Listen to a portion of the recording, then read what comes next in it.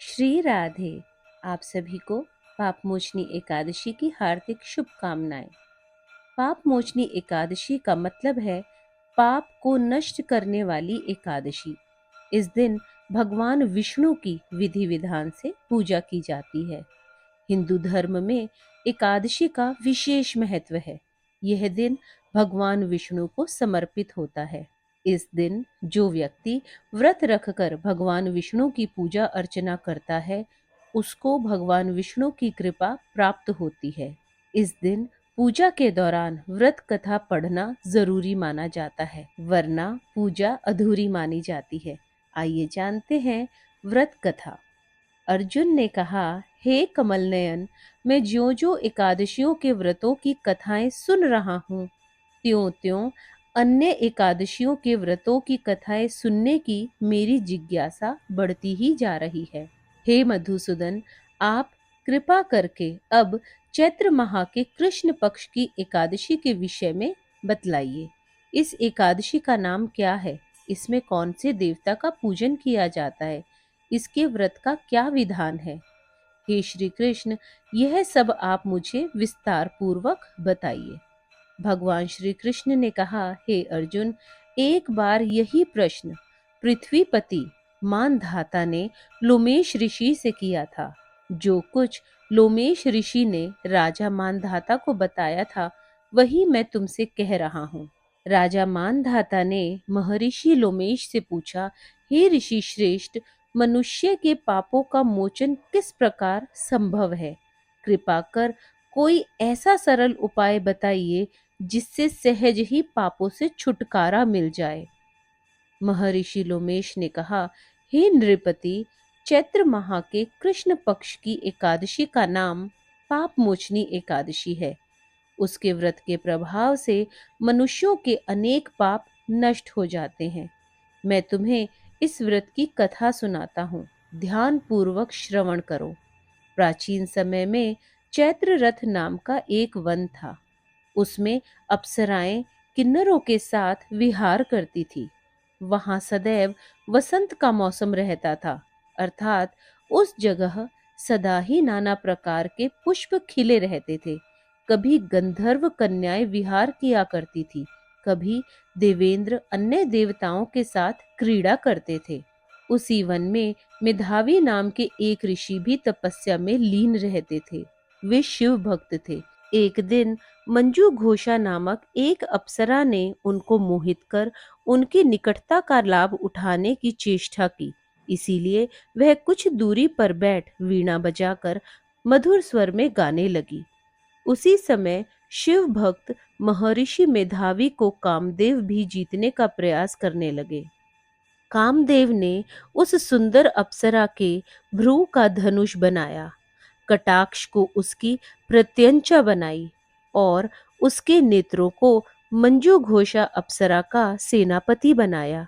इस तरह कामदेव अपने शत्रु भक्त को जीतने को तैयार हुआ।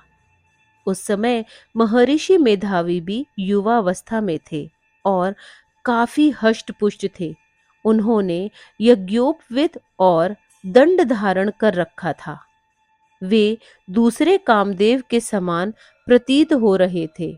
उस मुनि को देखकर कामदेव के वश में हुई मंजू घोषा ने धीरे धीरे मधुर वाणी में वीणा का गायन शुरू किया, तो महर्षि मेधावी ने मंजू घोषा के मधुर गाने पर और उसके सौंदर्य पर मोहित हो गए। वह अप्सरा मेधावी मुनि को कामदेव से पीड़ित जानकर उनसे आलिंगन करने लगी। महर्षि मेधावी उसके सौंदर्य पर मोहित होकर शिव रहस्य को भूल गए और काम में वशीभूत होकर उसके साथ रमण करने लगे। कामदेव के वशीभूत होने के कारण मुनि को उस समय दिन रात का कुछ भी ज्ञान न रहा और काफी समय तक वे रमण करते रहे। तदुपरांत मंजू घोषा उस मुनि से बोली, हे ऋषिवर, अब मुझे बहुत समय हो गया है, अतः स्वर्ग जाने की आज्ञा दीजिए। अप्सरा की बात सुनकर ऋषि ने कहा, हे मोहिनी, संध्या को तो आई हो, प्रातःकाल होने पर चली जाना। ऋषि के ऐसे वचनों को सुनकर अप्सरा उनके साथ रमण करने लगी। इसी प्रकार दोनों ने साथ साथ बहुत समय बिताया। मंजू घोषा ने एक दिन ऋषि से कहा, हे विप्र, अब आप मुझे स्वर्ग जाने की आज्ञा दीजिए। मुनि ने इस बार भी वही कहा, हे रूपसी, अभी ज्यादा समय व्यतीत नहीं हुआ है, कुछ समय और ठहरो।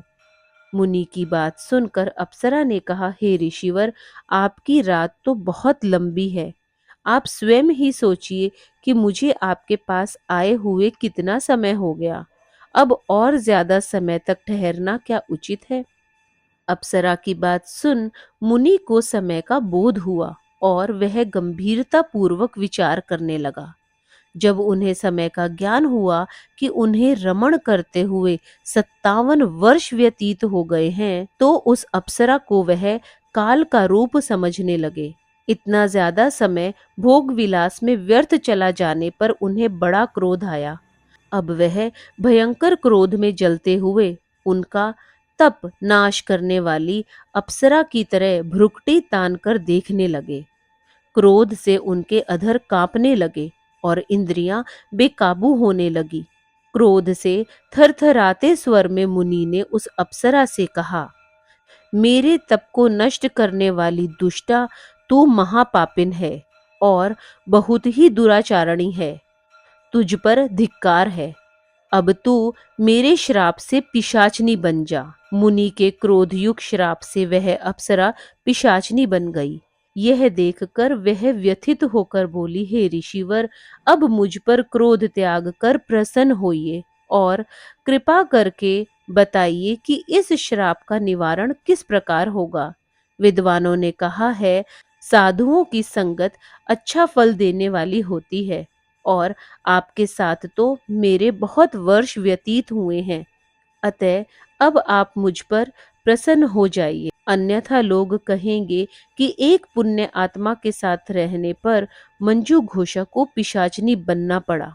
मंजू घोषा की बात सुनकर मुनि को अपने क्रोध पर अत्यंत ग्लानि हुई, साथ ही अपनी अपकृति का भय भी हुआ। अतः पिशाचनी बनी मंजू घोषा से मुनि ने कहा, तूने मेरा बड़ा बुरा किया है, किंतु फिर भी मैं तुझे इस श्राप से मुक्ति का उपाय बतलाता हूँ। चैत्र मास के कृष्ण पक्ष की जो एकादशी है, उसका नाम पापमोचनी एकादशी है। उस एकादशी का उपवास करने से तेरी पिशाचनी की देह से मुक्ति हो जाएगी।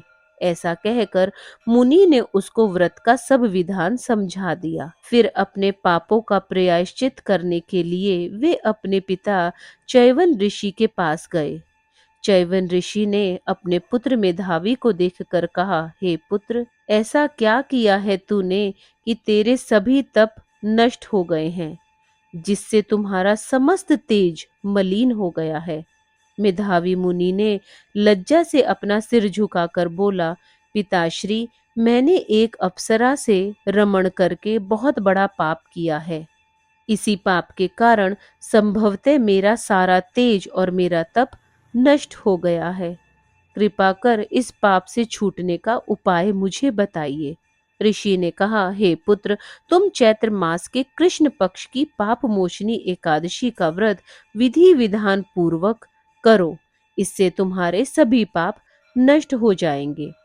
अपने पिता चैवन ऋषि के वचनों को सुनकर मेधावी मुनि ने पाप मोचनी एकादशी का व्रत पूरे विधि विधान से किया। उसके प्रभाव से उनके सभी पाप नष्ट हो गए। मंजू घोषा अप्सरा भी पापमोचनी एकादशी के व्रत के उपवास से पिशाचनी की देह से छूट गई और पुनः अपना सुंदर स्वरूप पाकर स्वर्गलोक को चली गई। लोमेश ऋषि ने कहा, हे राजन, इस पाप मोचनी एकादशी के प्रभाव से समस्त पाप नष्ट हो जाते हैं। इस एकादशी की कथा के श्रवण या पठन मात्र से 1000 गौदान करने का फल प्राप्त होता है। इस उपवास के करने से ब्रह्म हत्या करने वाले, स्वर्ण चुराने वाले, मद्यपान करने वाले, अगम्य गमन करने वाले आदि भयंकर पाप भी नष्ट हो जाते हैं और अंत में स्वर्गलोक की प्राप्ति होती है। इसलिए हम सभी को एकादशी के उपवास धारण करने का प्रयास करना चाहिए। साथ ही एकादशी के दिन हमें ज़्यादा से ज़्यादा भक्ति भाव में रहना चाहिए। अपने कर्म को ही अपना धर्म और अपने धर्म को ही अपना कर्म मानना चाहिए। आप सभी को पाप मोचनी एकादशी की हार्दिक शुभेच्छा। श्री राधे।